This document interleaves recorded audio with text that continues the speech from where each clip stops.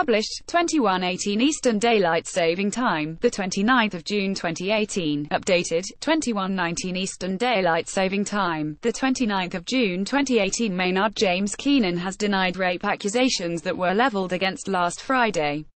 The Tool frontman tweeted his response on Thursday, calling the allegation a despicable false claim. The original allegations were shared to the same social media website by an anonymous user 1 week ago. Claims: Maynard James Keenan above May 2018 has denied rape accusations that were leveled against last Friday. Many thanks to those of you who saw right through this despicable false claim that only does damage to the MeToo movement, wrote the Schism singer, and shame on those of you who perpetuate this destructive clickbait. As for my delayed but unrequired response, I had my phone off. You should try it. Allegations: The Tool frontman tweeted his response on Thursday, calling the allegation a despicable false claim. Last Friday, the anonymous user took to Twitter using the handle @Illos17Huis36, and claimed that the singer had raped her at a Perfect Circle and 9 Inch Nails show in 2000. Maynard is the vocalist for A Perfect Circle. Deep breath. I have to anonymously tell this story because I tried to tell it from my real account and couldn't name him directly out of fear, so I deleted the tweets. Here goes. I was 17 and he was 36, started the user. I went to see A Perfect Circle and NIN in the year 2000 with my high school boyfriend. I will leave out the city in an attempt to protect myself. We were looking forward to this all year as both of us were really huge fans, teenagers obsessed with great music. We were in the front row and my boyfriend had his arms around me. The band started. Maynard noticed me in the crowd. Not that it matters what I wore, but I was wearing a NIN tank top and baggy cargo pants with flat-soled combat boots. Maynard saw me and threw a water bottle in my direction. The guy next to me caught it. My boyfriend and I laughed and thought that was cool. Minutes later, a heavy-set, blonde, white woman came out to meet us.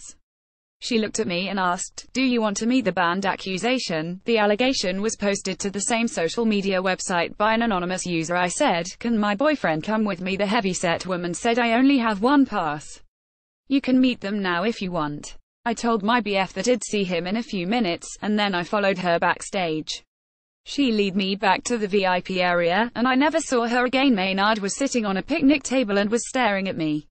NIN hadn't gone on yet, so I thought I had plenty of time to get an autograph and get back to the show and my boyfriend. I didn't have a piece of paper, so I asked Maynard to sign my hand. I was ready to go back with my BF. NIN was starting and I didn't want to miss it. But Maynard kept chatting. He asked me how old I was. I said, "I'm 17. Then he said, "I can't talk to you here. Let's go watch a movie," and he pulled me away from everyone and onto a tour bus. He led me to a bed in the back on the bus and closed the door. He put on Fear and Loathing in Las Vegas. I decided to watch a few minutes and at least have a weird story to tell my boyfriend later.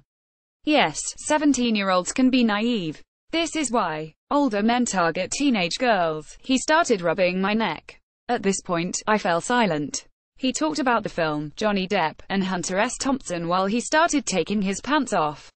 All I could do was sit there, looking at the movie, unable to move.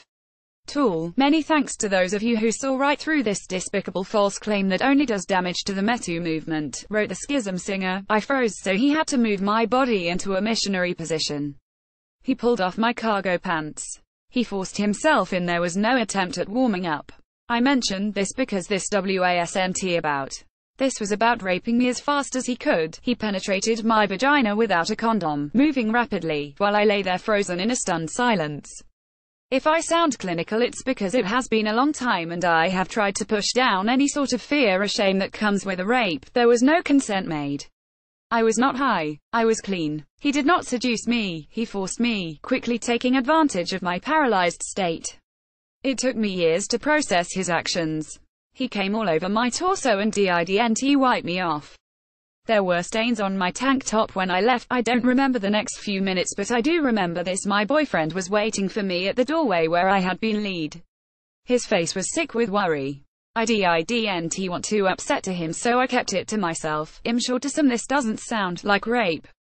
I'm telling this story because in the year 2000 the conversation about consent was non-existent, at least not at my high school.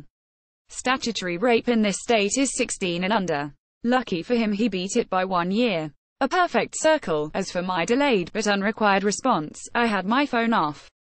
You should try it. He ended the statement. It has been 18 years and I'm still working through the trauma of that assault. Me too, and time's up has been an eye-opener. I hope that everyone gets a chance to heal. I hope I can heal. Maybe telling your story is part of the healing process for victims of UAL assault. I kept it in for years because I knew I wasn't going to be believed by his legion of dedicated fans. Because he chose to not use a condom when he raped me. He also gave me a strain of HPV, which, thank you, was not the cancerous type. Later on, I heard from a male friend that he did this in every city, at every show. He preferred underage girls or as close to underage as he could get. What happened to me has likely happened to a lot of underage girls by this same man. A warning to Maynard James Keenan and all men, leave underage girls alone, do not take advantage of a girl's kindness and trust. She deserves to keep her self-confidence and happiness forever. The user is yet to comment since Maynard's response. Waiting for more. The user is yet to comment since Maynard's response.